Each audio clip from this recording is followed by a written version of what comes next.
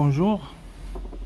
Alors, on va voir la structure des thrombocytes, des plaquettes, leur origine. Ok. Donc, la thrombogenèse, donc la formation des thrombocytes, et euh, leur mode de fonctionnement, ou bien leur fonctionnement. Là, on voit les thrombocytes, ce sont des fragments. On va voir que ce sont des fragments de cellules gigantesques, pardon. C'est extraordinaire ça. Donc une grande forme, une grande taille. Après, ça va donner des milliers de thrombocytes. Ici, c'est pas indiqué parce que ici, c'est juste une cellule. Par exemple, un mégacardioblaste, ça va donner des milliers de plaquettes. Ok? Donc, je vais commencer par une petite définition.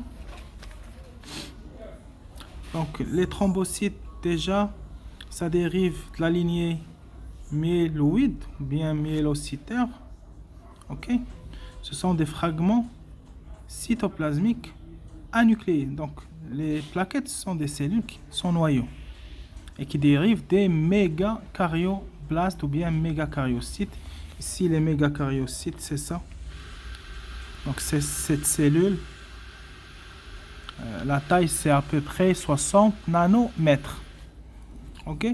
Normalement, un mégacardioblaste, ça va donner des milliers de thrombocytes. Voilà. Donc, ce sont des fragments. Donc, ce ne sont pas proprement dit des cellules, ce sont des fragments de cytoplasme. Ils contiennent des granules. Oui. Ces granules, ça sert au processus de coagulation. Donc, l'hémostase, lors de la rupture de l'endothélium vasculaire, par exemple, il y a une brèche, les thrombocytes vont intervenir, bien sûr. Okay, donc, les granules, donc c'est ce qu'on voit là. Cette coloration pourpre, ce sont les granules. Okay. Donc, au niveau des granules, on va trouver de la sérotonine, du calcium, des enzymes, okay, de l'adénosine diphosphate, facteurs dérivés des plaquettes, growth factor, facteurs de croissance. Donc, toutes ces substances chimiques, c'est pour le processus de coagulation. La dégénérescence en 10 jours, s'ils ne sont pas utilisés en coagulation, et les thrombocytes, ils circulent librement au niveau du sang. Bien sûr, ils sont inactifs via le monoxyde d'azote ainsi que les prostaglandines qui dérivent de la cellule endothéliale. La cellule endothéliale, c'est la cellule qui tapisse la lumière du vaisseau. Donc la lumière vasculaire, l'épithélium vasculaire sont les cellules endothéliales. Voilà. La formation des thrombocytes, elle dépend d'une hormone, c'est la thrombopoïétine. Ok.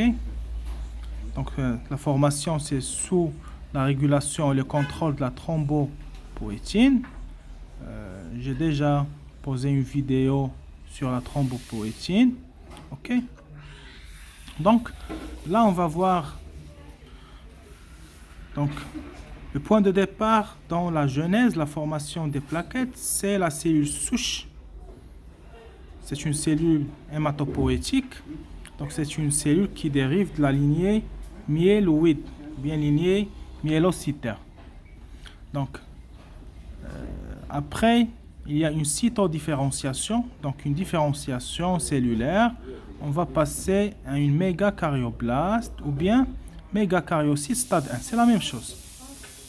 Soit on dit mégacardioblaste, soit mégacariocyte stade 1. Donc, cette cellule, elle possède des récepteurs à la thrombopoïétine. Ok? Donc, la thrombopoïétine, c'est l'hormone qui va contrôler et réguler la formation des plaquettes.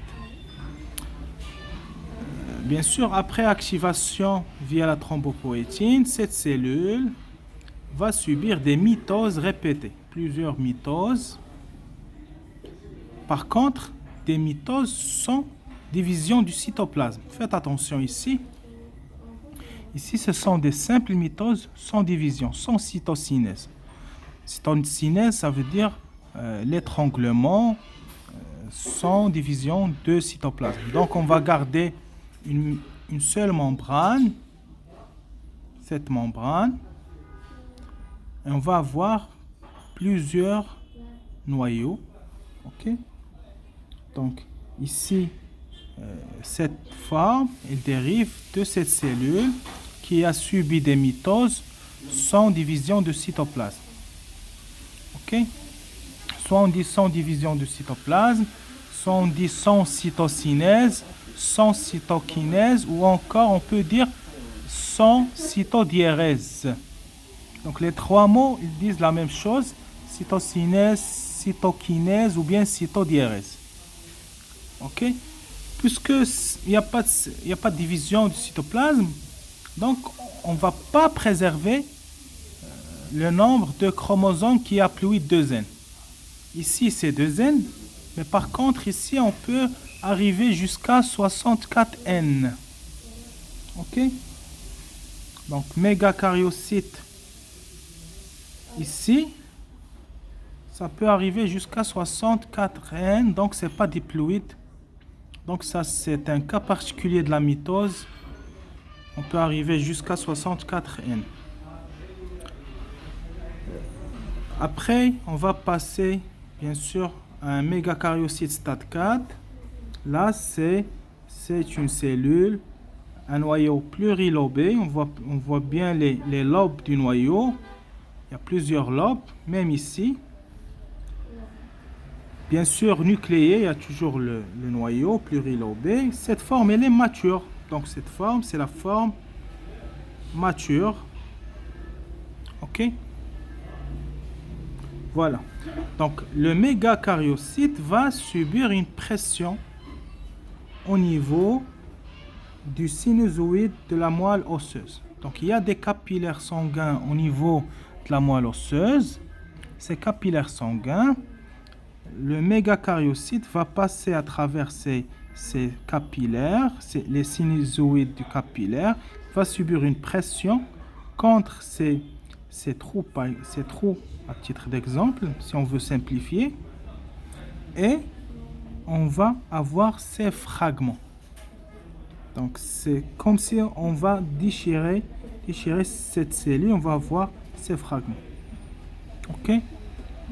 Je vais vous montrer un sinusoïde, un capillaire de la moelle osseuse. Ok? Donc voilà un sinusoïde. C'est un capillaire qui est discontinu.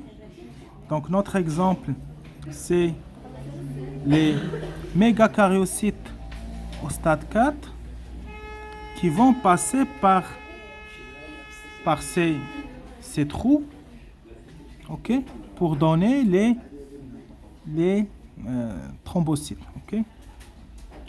Les sinusoïdes sont les plus perméables, on trouve dans des endroits précis. Notre cas, c'est la moelle osseuse. Également, on va les trouver dans le foie, dans la rate, dans la médullo-surrénale. Ils sont dotés de grosses fentes intercellulaires. Donc les fentes, on voit bien les fentes. Et fenestration, ils sont également fenestrés, ainsi quelques jonctions. Ok? Voilà. Donc on revient sur notre genèse des thrombocytes. Donc à travers les fentes, bien sûr, du capillaire fenestré de la moelle osseuse, il y aura une pression et on va voir cette forme de thrombocyte. Voilà. Donc un petit récap ici. Donc on va passer d'une cellule souche qui est l'hémocytoblaste. Donc le mégacaryoblaste ou bien mégacaryocyte qui possède des récepteurs aux thrombopoïétines. C'est l'hormone qui va contrôler la formation, la genèse des plaquettes. Bien sûr, c'est une cellule diploïde. Elle va subir des mitoses sans cytocinèse, sans division du cytoplasme. Et on va former des mégacaryocytes, stade 2 et stade 3, qui peut arriver à 46N. Ok? Donc, le nombre de chromosomes qui est doublé plusieurs fois. Ok? Stade 4, c'est la forme qui est mature. Ok? Et bien sûr, cette cellule qui est mature, qui va passer par les sinusoïdes de la moelle osseuse, qui va subir la pression, elle va donner les plaquettes. Juste pour information, les plaquettes, sur la membrane, il y a une neurofibrillation qui est le glycocalyx, ou bien le cell cap. Qu'est-ce qu'on entend par le glycocalyx? Ce sont des glycoprotéines plus des glycolipides. Et ça permet la reconnaissance entre les cellules. Ici, le rôle, c'est pour l'adhérence, lors, par exemple, de l'hémostase. Okay? Quand il y a une brèche, ça permet l'adhérence à la surface de l'endothélium. Voilà. Et après, bien sûr, les thrombocytes vont passer au niveau de la circulation sanguine. Je rappelle, un seul méga carioblaste, ça peut donner des milliers de plaquettes, des milliers de thrombocytes. Voilà, merci.